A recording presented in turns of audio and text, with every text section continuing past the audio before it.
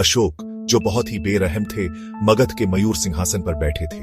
एक के बाद एक जीत ने उनके हाथों को लाल रंग दिया था। चंदन और डर की गंध से भरी हवा सांसों को रोक रही थी। हालांकि अशोक का दिल ठंडा था, शांति की गर्मी से अछूता।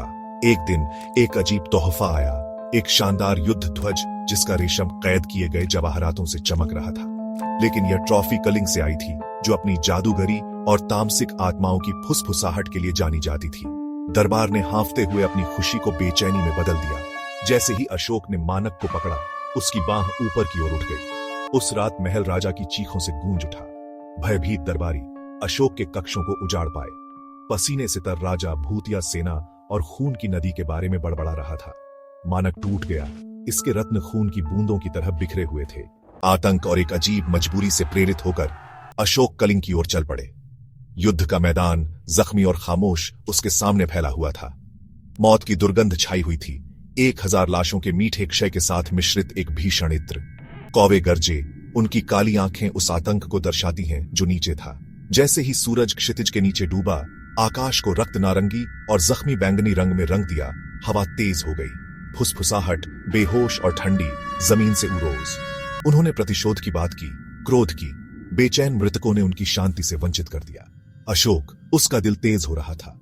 उसने अपनी रीढ़ की हड्डी तक ठंडी खौफ को महसूस किया। रात में एक भूतिया चीख ने हवा को चीर दिया। उसके बाद अनदेखी तलवारों की आवाज आई। घूमते हुए धुंध से कंकाल के आंकड़े उभरे, उनकी आंखें ठंडी आग से जल रही थीं। उन्होंने आरोप लगाया, उनके ईथर ब्लेड अशोक के बचाव से गुजर रहे थे। प्रत्येक झटका एक भयावह ठंड थी, जिसने उसे हड्डी तक ठंडा कर दिया। रात दर रात अशोक युद्ध के मैदान की भयावहता से प्रेतबाधित था। नींद ने कोई राहत नहीं दी। केवल मुड़े हुए चेहरों के दर्शन अनंत चीखों में बदल गए। उनके सपने खून की नदी से ग्रस्त थे। इसकी धाराएं लाशों से भरी हुई थीं। उनकी खाली आंखें उन्हें देख रही थीं।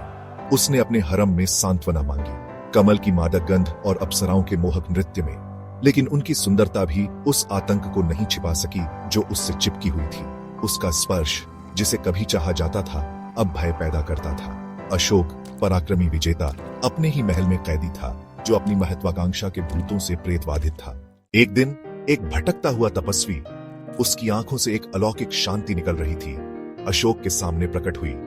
उन्होंने धर्म, करुणा और हिंसा के अंतहीन चक्र और उसके परिणामों के बारे में बताया।